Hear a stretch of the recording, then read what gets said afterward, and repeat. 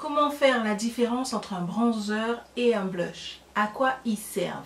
Comment les choisir? Comment les appliquer?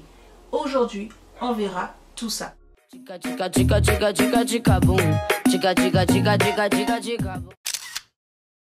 Le blush et le bronzer sont faits pour nous donner un effet bonne mine, pour réchauffer le teint, pour vraiment donner un peu plus de peps à votre teint.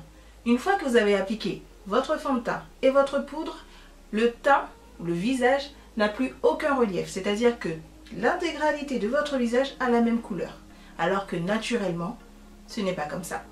Donc il faut absolument appliquer un bronzer et un blush. Après, tout dépend de votre goût.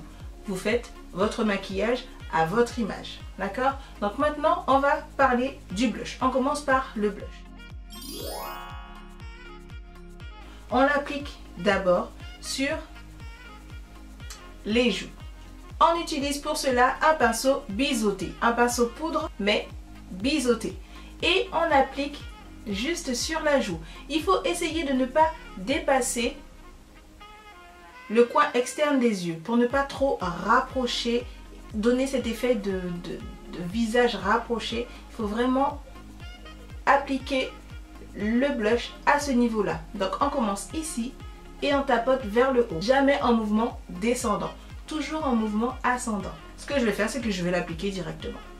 Vous connaissez ma palette fétiche de blush, donc c'est ma palette de chez Juvia's Place. J'ai choisi cette palette parce qu'elle va vraiment avec mon teint par rapport aux couleurs chaudes que j'ai choisies. Comment savoir quel blush choisir? C'est en fonction de votre carnation. Si votre carnation tire vers le rouge ou vers le doré, si votre teint est chaud, si votre teint... Voilà. Pour connaître ta carnation, il suffit de regarder tes veines. Si tes veines tirent vers le bleu, ton blush doit tirer vers le rouge, vers le brick, vers des couleurs très chaudes, d'accord? Si tes veines tirent vers le vert, c'est que ta carnation est dorée. Choisis un petit peu un blush assez orangé, assez chaud, assez... voilà. Il faut qu'il soit vraiment plus doré que rouge, d'accord?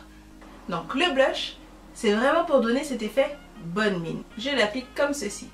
Hop, sur la joue et je remonte sur la pommette. Toujours en mouvement ascendant. Vous pouvez bien sûr faire des va-et-vient, mais essayez de ne pas dépasser cette zone ici, qui est vraiment réservée au contouring. Donc le blush, on sourit et on remonte. Je suis sûre que vous voyez déjà la différence entre le côté droit et le côté gauche, ou gauche et droite pour vous.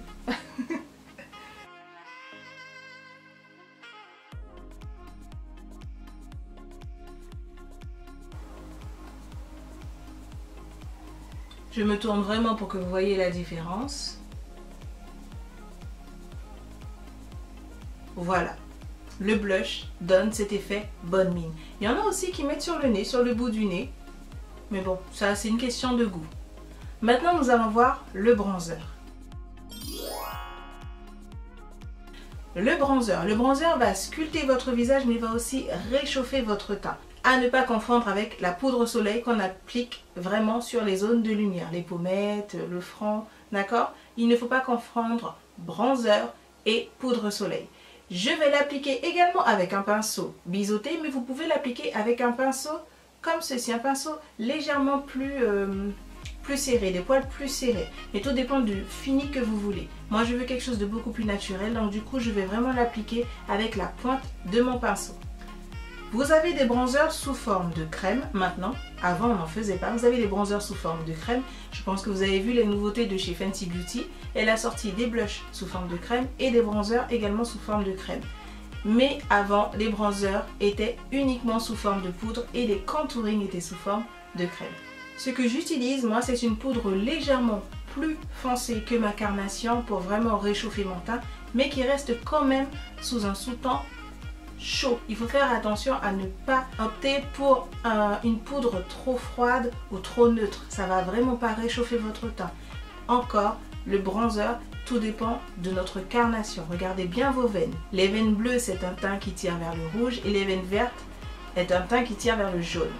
Donc là, ce que j'ai fait, c'est que j'ai pris une poudre légèrement plus foncée que la poudre que j'utilise pour l'intégralité de mon visage et je vais l'appliquer sur l'ovale de mon visage pour réchauffer mon teint. Je commence par l'appliquer sous mon blush, d'accord? Comme le contouring. Et toujours en remontant, d'accord? Et là, je n'hésite pas à toucher en fait la naissance de mes cheveux. Ça va venir affiner le visage naturellement. Et je n'hésite pas à aller sur mon front pour rétrécir mon front. Si vous avez un tout petit front, ne le faites pas, d'accord? Tout dépend de ce que vous voulez, de ce que vous recherchez. Je vais également l'appliquer à ce niveau.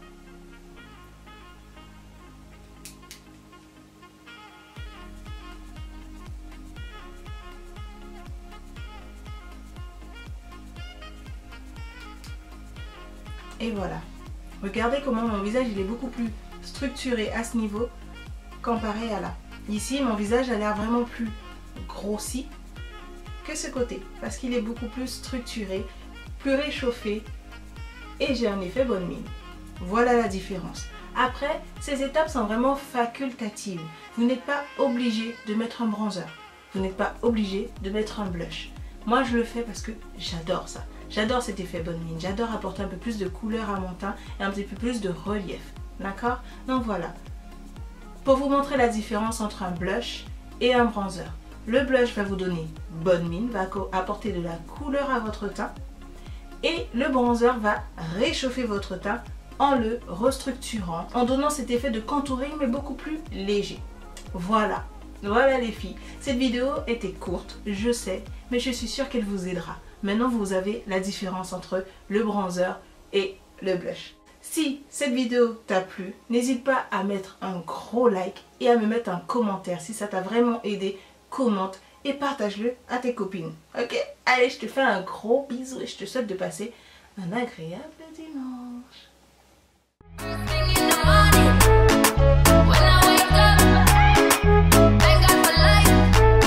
To keep on the beat.